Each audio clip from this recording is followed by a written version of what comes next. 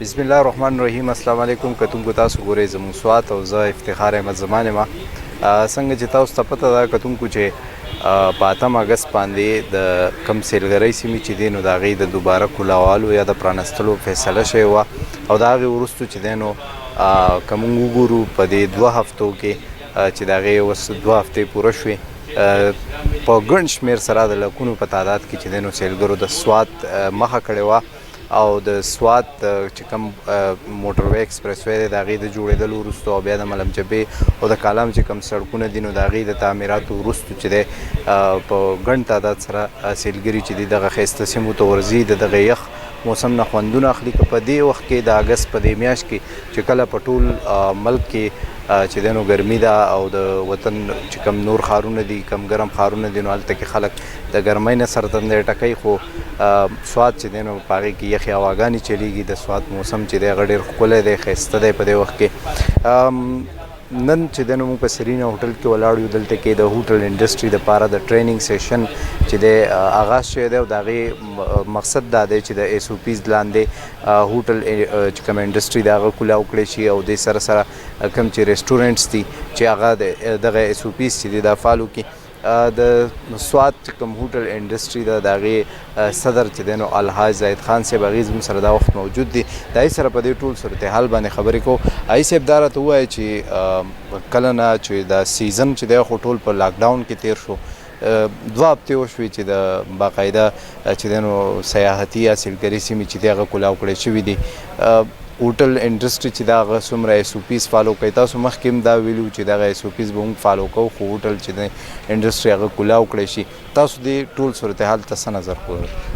ډېره مننه. څنګه چې تاسو ته پته ده چې د پاکستان څخه چې د دنیا نه خلک سوات ته راتله غواړي ځکه چې دلته کې دا د سوات خلک یې د مهمان نواز دي مهمان دوست دي او دلته کې ټورست فرینډلی ماحول دی د دې وجې نه د سوات یو خصوصي ایمیج دی دلته کې د میانمار اخکل نشتی دلته کې میډل مین نشتی دلته کې څوک داسې نشتی چې هغه د میلمه سامان راکاږي زه د دې هوټل ته بیایم او زه د هغه هوټل ته بیایم دلته کې په عام ځای کې په کار پارکینګ باندې څه پابندي نشتی د چا په روډ یا په چالار لاړې د هغې څه چارجز نشتی او دلته کې خلک چې تاسو معلومات کې نه بغیر معایزې نه به تا ته د لار ښیي بلکې د هغې نه مخکې به تا ته د چي او د اوبو ست هم کوي نو د سواتیانو دا ایمیج دی چې دا د تاریخ یو حصه ده د سکندر اعظم نرواله تر اوسه پورې چې سوات ته څوک هم سیل راغلي دي هغې دا ایمیج د ځان سره وړی دی او تاسو وکتل چې کله بیا د سوات خلک آی ډي پي شو نو د هر ځای نه خلک تلي او د دې هغه د میلمستیا هغه بدل خلکو ښه په مینه په محبت ورکړو خپل کورونه یې ورته خالي کړه او هغوی له په خپل زړه کې ځای ورکړو باید چې ډېر پکې بد هم شوي خو هغه د معاشري حصه ده خو په دې وخت کې چې کومه د سوات د سیلګرۍ حالاتو دا د ټولو دنیا کې وبا راځي هلته سیلابونه راځي سونامي راځي زلزلې کېږي خو هغه ملکونه د هغې اداري او هغې داسې قسم صورتحال ته تیار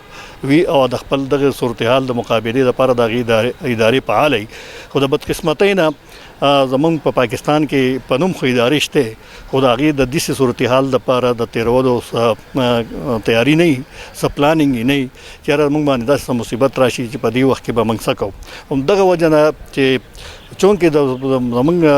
دا موږ ته دا احساس دی چې د پاکستان معیشت یا د هغې خزانه د دې تحمل نشي کولی چې هغه هر کس سره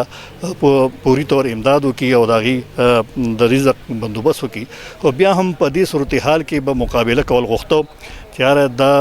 مرض به ومي او د دې تدارک لپاره به موږ خپل حفاظتي اقدامات هم کوو نو په دغه سلسله کې چې کله په پاکستان کې چې دا مرض نه و د بهر نه راغی نو په کار دا چې اول حکومت دغه غفلت نه وی کړی چې څوک د بهر نه چې په دې صورتحال کې چې د 6 میاشتو نه موږ یا د 3 میاشتو نه موږ لیده چې په چین کې دا صورتحال دی او دا به خورېږي او هغوی خپل لاکډاون کړی ټول ایرپورټس یې بند کړي ټول ښارونه یې بند کړي په کار چې د هغې نه مخکې موږ خپل بین الاقوامي سرحدات چې دي هغه بند کړی وي او چې څوک راتلی د هغې پراپر میډیکل ټیسټ کېدی او یا د هغې هغه ترمل ګن باندې د هغې تبه معلومېدی. نو دا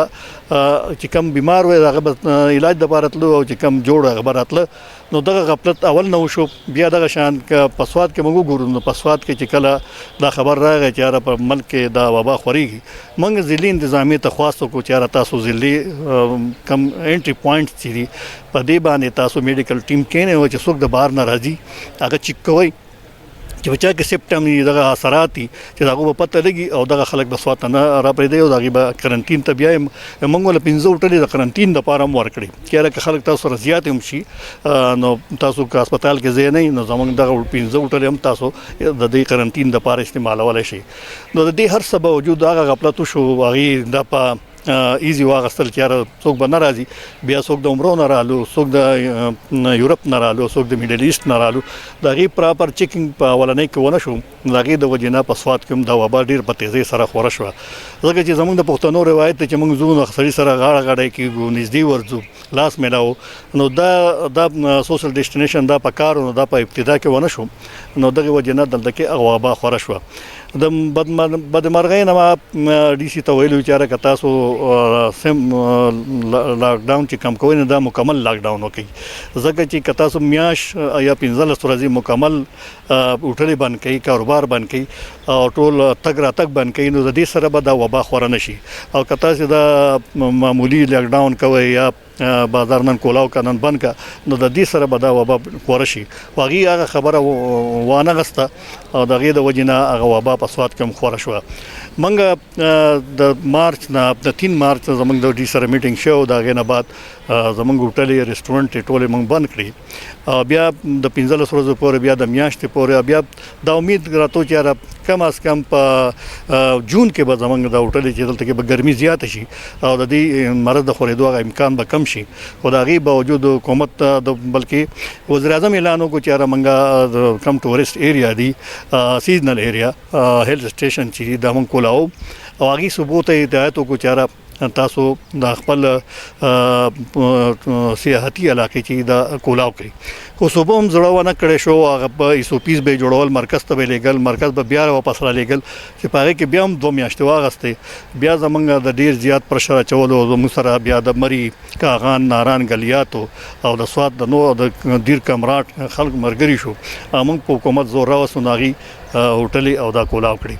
او زمونږ زیات سیزن چې نه دا اکثر د 15 اگست پورې یا زیات نه زیات د 30 ستمبر پورې. نو په دې وخت کې موږ ته صرف یو میاشت هغه میلاو شوه او د هغې په وجه باندې چې یاره ډېر خلک چې د دې کرونا نه تنګ وو، په کورونو کې ناست وو، تنګ وو یا د هغو کاروبارونه بند وو او تنګ وو. نو هغې د دغې پریشانۍ نه د دغې ټینشن د اوایډ کولو لپاره راوتل غوښتو چې یاره موږ وځو چېرته په داسې ماحول کې، په ازادانه ماحول کې موږ لاړ شو او هلته کې د خپل وخت تیر کړو. نو لکه څنګه چې تاسو موږ وینو چې موږ د سارو یا د ګډو بیزو کومه ګاډه چې هغه بند دی او چې کله د هغې ګیټ کولاو شو نو ټول په تړله باندې راخوشي او بیا په واښو پسې په دې پسې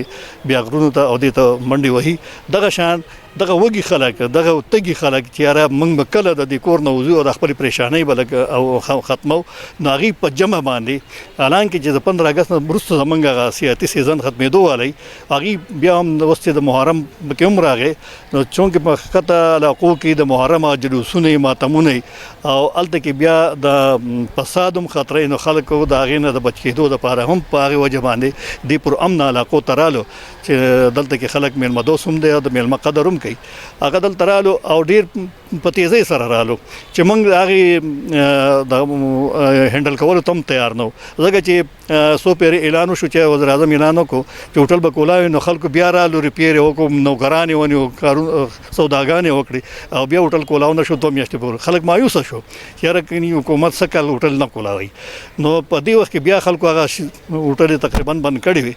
هغه سهولتونه پوره نه وو خو خلک رالو او ډېر زیات رالو. خو خلک دا اعتراض لګوي چې یاره دلته کرایانې سیوا دي. خو زه کمپیر کوم د مریض سره د کاغان ناروغان سره که د هغو په نسبت زموږ کرایانې 50% کم نه وي ځکه چې سهولتونه موږ هم د هغې نه ښه ورکوو، د هغې نه ښه خدمت کوو. که د هغو نه کم نه وي نو بیا زه ذمهوار یم، زه جرمانه دار یم. خو بله د دې سره دا چې څومره ګڼ خلک راشي دونه هغو ته زیات ځای پکار وي. زموږ سره